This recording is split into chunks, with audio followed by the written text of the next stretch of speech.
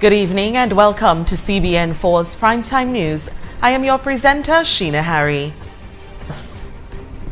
The Caribbean Agricultural Research and Development Institute, CADI, in conjunction with the banana accompanying measures, hosted a workshop focused on the development of costs and returns of production for selected crops and livestock. And according to the head of Resource Mobilization and Planning of CADI, Maurice Wilson, his organization wants to provide the necessities to improve agricultural production on the island. What this project does is provide the tools for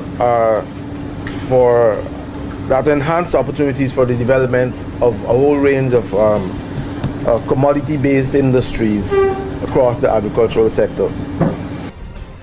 The commodities that will be focused on are citrus, pineapples, cocoa, passion fruit, coffee, yam, dasheen, plantains, bananas, sheep, and goat. And Wilson says research is essential in agriculture, and CADI has been at the helm. And CADI has been the vanguard in that process as the Regional Agricultural Research Institute identified within the Treaty of Chaguaramas. We know that as a consequence of the research, there have been adjustments in production and productivity. But we also know that we would like to tie this thing into trade intra-regionally and overseas. And Wilson says that CADI and BAM will transfer technology to the production sector to improve quality, provide manuals on the respective commodities, and also provide training in the recording, classification, and analysis of cost of production. The opposition United Workers' Party has come to a decision on whether or not to nominate an individual for the IPO Commission. Here's Shanna Esprit with that report. Opposition leader Lennox Linton says the United Workers' Party will not be nominating a candidate for the Integrity in Public Office Commission. Linton, who addressed a forum of the UWP in Maho, said they have concerns of the amendments to the Act which were approved in Parliament recently. Whether the opposition leader is going to nominate anybody to sit on the three-member commission, the answer to that is no. The leader of the opposition will not nominate anyone to sit on the commission of three. Among the amendments, the size of the commission which enforces the Act was reduced from 7 to 3 members, 1 from the government, the opposition, and a chairperson appointed by the President of Dominica upon recommendation from the Prime Minister after consultation with the leader of the opposition. We are asking the government to go back to Parliament and to amend the legislation properly, meaning they can take down the numbers from 7 to 5, but the professional bodies must maintain their representation on the commission, because that's where the balance is. Linton added there is nothing wrong in having one commissioner from each political party. It is also acceptable to have the Prime Minister nominating the chairman of consultation with the leader of the opposition. But the professional bodies of law and finance must continue to be represented on the commission. Thanks, Shanna, for your report. Also making our headlines, a 9-year-old boy of St. Kitts and Nevis was named the winner of the Court's OESCS reading competition that was held at the Arawak House of Culture. All been waiting for, with 697 points. Who do you think is the winner? I cannot hear you. Him. Who do you think is the winner? Well, tell them, Louisa.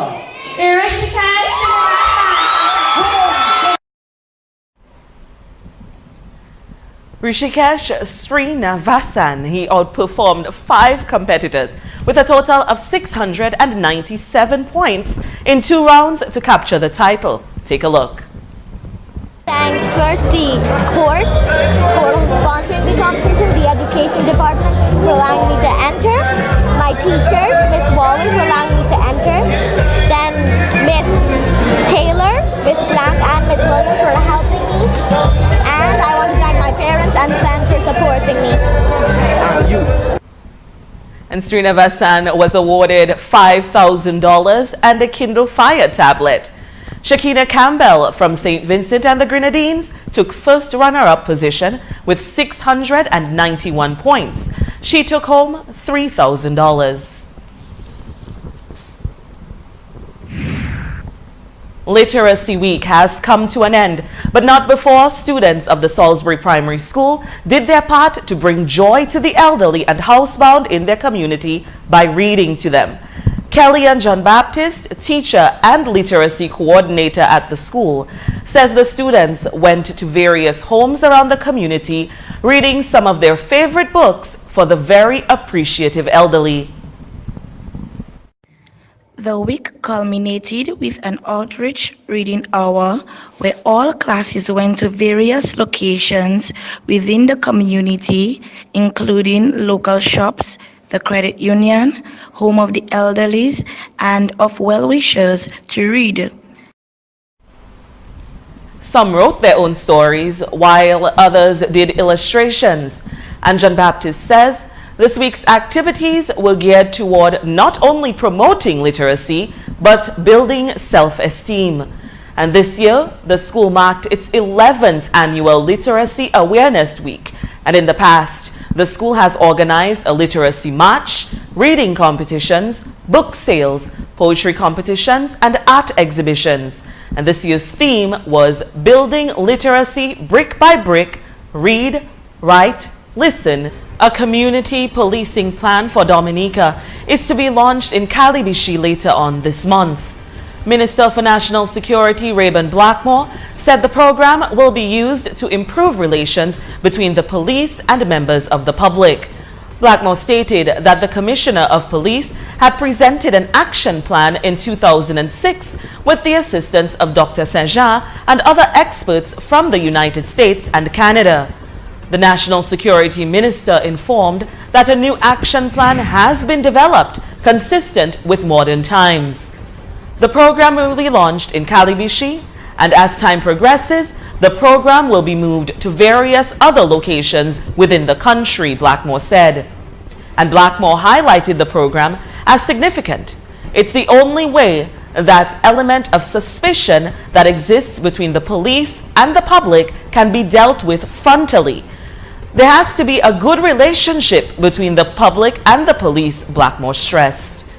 Meanwhile, Blackmore has announced that police will commence the training of 40 new recruits this month.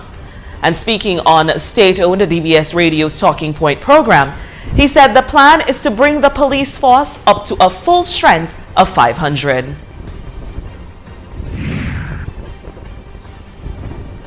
Organizers of Reggae on the Beach promises that this year's event will be bigger and better than that of last year. And the event, hosted by the Dominica Association of Persons with Disabilities, along with its partners, will take place on Sunday, March 27th. And one of the partners of that event, Ras Moses, said one of the objectives of the event is to provide an avenue for displaying the talent of persons with disabilities who happen to be musicians. We have Dominica's top reggae artists, Firebright, Ultrasound, Irie Maya, Tropics, Dr. Silk, Whitey Kubuli Binky drummers, and myself, Rasmo. There are a number of artists who we are in negotiations with. They've not been confirmed. The most likely will be on, but we can't put their names on a press release if we don't have a final agreement with them yet. Some of the persons with disabilities who will perform at the event include Tad Laron, who is a resident of Lapland, who is blind but plays the drums very well. An award-winning artist originally from Togo but based in Guadeloupe is also expected to perform at the event. And tickets for the event are currently on sale at a cost of $20. Also in the news, the opposition United Workers' Party has seen the need to propose a new voting system for Dominican citizens who reside overseas. At a town hall meeting, Lennox Linton put forward the idea of online voting for overseas-based citizens as part of the UWP's electoral reform plans. We are not against Dominicans living overseas who are eligible to vote, voting in our elections in Dominica. And I want to make that clear, because this is important. If you live overseas and you're eligible to vote in Dominica, we're saying you must be allowed to vote. But in this day and age, it really is not necessary for you to have to leave where you are to come to Dominica to vote. Linton stated that the Dominica Labour Party administration wants to keep overseas-based residents coming home to vote to maintain the advantage of being able to pay for the plane ticket and to keep the playing field not leveled. We're saying to them, let's modernize it. Let's get into a foolproof system of online voting for all of our eligible overseas voters. Keep it simple. Let's keep it simple. Our brothers and sisters are overseas. They are participating in the affairs of Dominica. They're sending their barrels. They're listening to Q95. They know what's going on with us. They want to be part of the voting. Fine, no problem. Don't burden them with having to come down at election time when you can set up a simple, foolproof system for them to be able to vote from where they are. And the House of Assembly Elections Act does not allow for online voting, and this would therefore require an amendment to that act. Under the theme Pledge for Parity, International Women's Day will be celebrated across the world on Tuesday, March 8th. Organizations here in Dominica will be doing their part to recognize extraordinary women as well. And Kira Paul of the Bureau of Gender Affairs says that the day is a day to celebrate the accomplishments of women, past, present, and future. We are very happy that the United Nations declared March 8th the day to celebrate and to recognize international women, but it's also a day for us to reflect on what it means as a woman, to reflect on how we as individual women can shape society, the future for other women. And it's also a day for us to celebrate the phenomenal women who might be coming up in the future. The Bureau is partnering up with Digicel, Kyrie FM, Lifeline Ministries, and the National Council of Women to pay tribute to women who have been instrumental in national development. But Paul says she also wants the day to be one of encouragement for the voiceless. So through this action, we are calling on all of us, all of the women who are very much outspoken, to use the day to create an awareness for the other women who are more or less fearful, who are fearful of speaking out for themselves. And so we are encouraging those women who can speak out, really speak out, and to do something, to pay tribute also to those who've succeeded and those who can succeed but are kind of fearful in their own skin. A host of activities are organized for International Women's Day, including a red carpet affair and awards ceremony outside of Digicel beginning at noon on Tuesday. Last March, at its annual general meeting, the National Council of Women expressed deep concern about the trend and the uptick in violence against women. Statistics presented from 2013 to 2014 indicated that there were 37 reported cases of gender violence and of those, 89% was against women. But Kira Paul, who is with the Bureau of Gender Affairs, says that women don't report nearly as much as they need to. In terms of the response, we know that it has to be twofold, while you're also addressing the justice aspects as it relates to the victim. We also have to address the perpetrators themselves. But we are challenged here with the facilities that would really encourage people to really report as they should. Paul says that having a safe house or a safe haven is essential in helping women feel secure enough to make reports, and that should be a priority. According to Paul, it is imperative that her bureau continues to create awareness and continues to fight for women's rights. Law enforcement is making some progress as its investigation into a sexual abuse case continues. CBN4's Larry LaRocque was at the magistrate court and has the details. Law enforcement authorities are making headway in the unfolding sex scandal case involving a 15-year-old girl which implicates 3 prominent men in society. In a sudden twist, one of the men was laid with 6 charges when he appeared at the Roseau Magistrates Court before Magistrate Candia George. The prosecution, led by Valda Powell, did not object to bail, which was set in the amount of $75,000. As part of his bail conditions, he was required to surrender all travel documents and warned to be on good behavior. The defendant was also warned not to leave the state without the court's permission and not to interfere with any witnesses in the matter directly or through influencing others to do so. He is to report to the Roseau Police Station on Mondays and Fridays between the hours of 7 a.m. to 7 p.m. The defendant was represented by attorney Wayne Noddy. Please note that it is against the law to reveal the identity of any accused or victim during a sexual offense court matter. Any media house or individual who does so can be fined up to $50,000. Larry LaRocque for CBN4. And as the speculation swirls about 3 very well-recognized men being involved in a scandalous report of inappropriate behavior with a minor, the NGO Coalition, a group of non-governmental organizations who have joined forces to champion the fight against child abuse, has released a statement to the media and the general public. And once again, here's Shanna Esprit.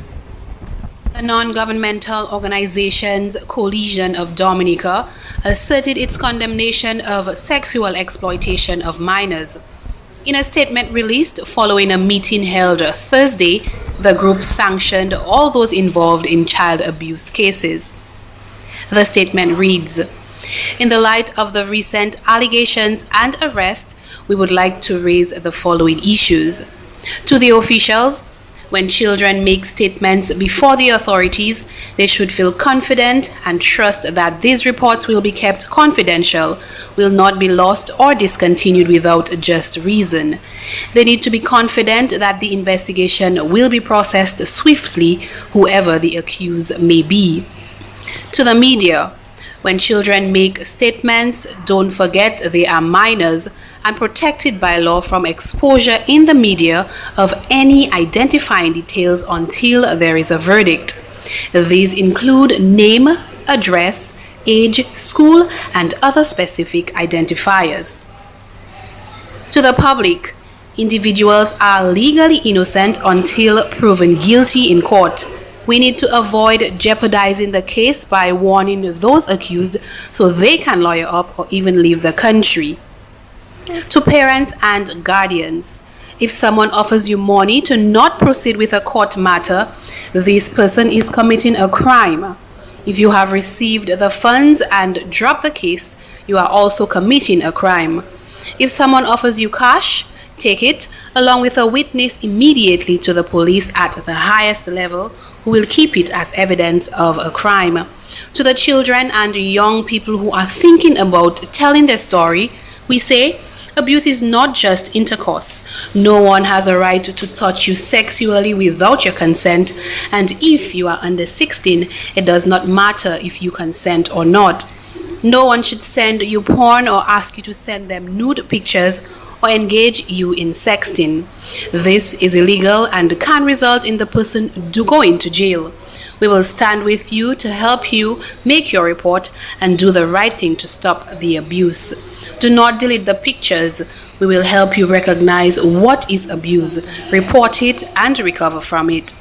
On all matters of violence and various assault of children, we, the members of the Dominica NGO Coalition, will continue to promote the safety and the security of children, particularly those affected by sexual assault, and we will continue to oversee that due process prevails towards the realization of justice. Remember, all children, just as adults, deserve to be safe, strong, and free. And with that, we've come to the end of CBN4's Primetime News this evening. We always appreciate you choosing us as your primary news portal. And if you missed anything, you can always visit our website, cbn4.com, or our Facebook and Instagram pages. And on behalf of our entire team here at CBN4, I am your presenter, Sheena Harry.